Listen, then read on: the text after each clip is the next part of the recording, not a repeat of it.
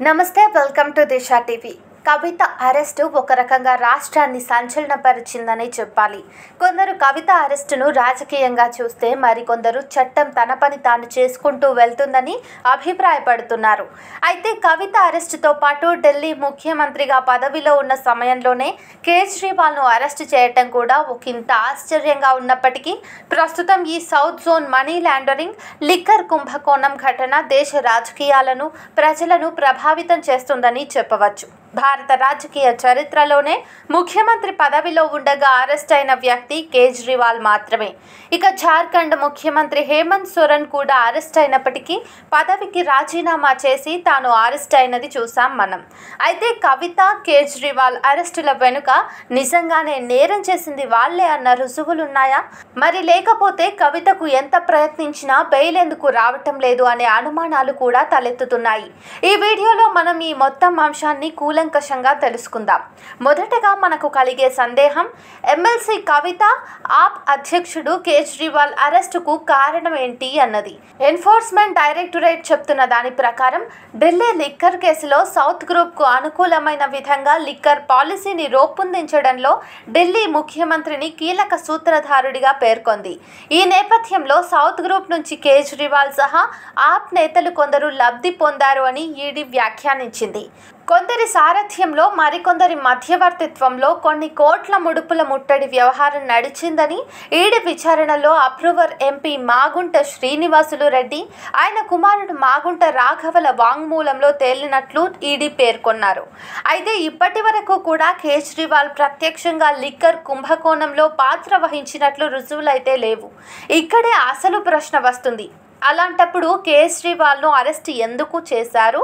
Arrest చేసే అవసరం ఏంటి అని. దానికి సమాధానమే ప్రొసీడ్స్ ఆఫ్ క్రైమ్. అంటే పరోక్షంగానో ప్రత్యక్షంగానో నేరంలో పాత్ర కలిగిన, సొమ్ము ముట్టడింపులో సదరు వ్యక్తి చేయిపడినా, కుంభకోణం డబ్బులను దాచినా, చేతులు మార్చినా, మధ్యవర్తిత్వం వహించినా, నేరం రుజువవ్వకముందే, విచారణ జరగకముందే ప్రొసీడ్స్ ఆఫ్ క్రైమ్ పేరుతో మనీ లాండరింగ్ కారణంతో ఆ వ్యక్తిని అరెస్టు చేయవచ్చు. అంటే కేజ్రీవాల్ అరెస్టు ఆయన ఈ కుంభకోణంలో డబ్బును తీసుకున్నారు అన్నదానికి నిదర్శనం కాకపోవచ్చు. అసలు డబ్బులు ఆయన తీసుకున్నారో లేదో విచారించడానికి మాత్రమే ఈ అరెస్టు చేశారని మనం అర్థం చేసుకోవాలి. అయితే 2022లోనే ఎక్సైజ్ విచారణ మొదలైనప్పటికీ ఇంతవరకు ఎలాంటి ప్రోగ్రెస్ లేకపోగా ఈ మధ్య ఎన్నికల ముందు హుటాహుటిన ఒక్కొక్కలని అరెస్టు చేయటం రాజకీయపరమైన అనుమానాలకు తావిస్తోందని రాజకీయ విశ్లేషకులు తెలియజేస్తున్నారు.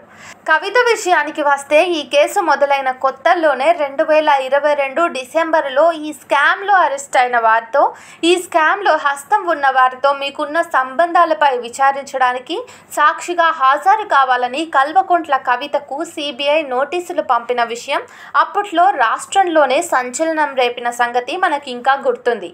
అయితే కవిత విషయంలో కూడా ఇప్పటికీ ఇంకా విచారణ నత్తనడకలోనే సాగటం కొత్త ప్రశ్నలకు తావుతీస్తోంది. 2024 మార్చి 15న కవితను అరెస్టు చేసే ముందు ఈడీ సోదాలు చేసిన విషయం తెలిసిందే. అప్పటికే కవిత విషయంలో సౌత్ గ్రూప్కు ఆమె సహకరిస్తోందంటూ ఆమె మీద ఆరోపణలు చేసిన ఈడీ ఈ కేసును వివిధ కోణాల్లో విచారణ చేసే ప్రయత్నం జరిపింది. అయితే అప్పటి వరకు ఆరోపణలుగానే ఉన్న విషయాలను ఈడీ 2 రోజుల తర్వాత, అంటే 2021-2022 లిక్కర్ పాలసీ మేకింగ్లో యాప్ నేతలతో కలిసి సౌత్ గ్రూప్కు అనుకూలంగా పాలసీలు రూపొందించినట్లు ప్రకటించింది. అంతేకాకుండా సౌత్ జోన్ నుంచి యాప్ నేతలకు ముట్టిన 100 కోట్ల ముడుపుల్లో ఆమె హస్తం కూడా ఉన్నట్టుగా ఈడీ పేర్కొంది. ఇక సదరు పాలసీ ద్వారా వచ్చిన డబ్బులను కవిత తన అనుచరులతో కలిసి పంచుకున్నట్టు ఈడీ చెప్పుకొచ్చింది. ఈ కేసుకు సంబంధించిన విచారణ 2022 ఆగస్టులోనే మొదలై విజయ్ నాయర్ అరెస్టు వెంటనే ఛార్జ్ షీట్ చేయించింది ఈడీ. ఆ తర్వాత ఇంకొన్ని అరెస్టులు కొనసాగాయి.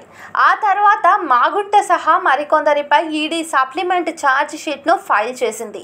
ఇలా మొత్తంగా 5 సప్లిమెంట్ ఛార్జ్ షీట్లను ఈడీ దాఖలు చేసింది. వీరందరిపై నమోదైన కేసులు పిఎంఎల్ఏ కేసులు, అంటే ప్రివెన్షన్ ఆఫ్ మనీ లాండరింగ్ కేసులు అవడం వల్ల ఇందులో వరుసగా ఛార్జ్ షీట్లు దాఖలు చేయటం వల్ల వీళ్లకు బెయిల్ రావటం కష్టమైంది.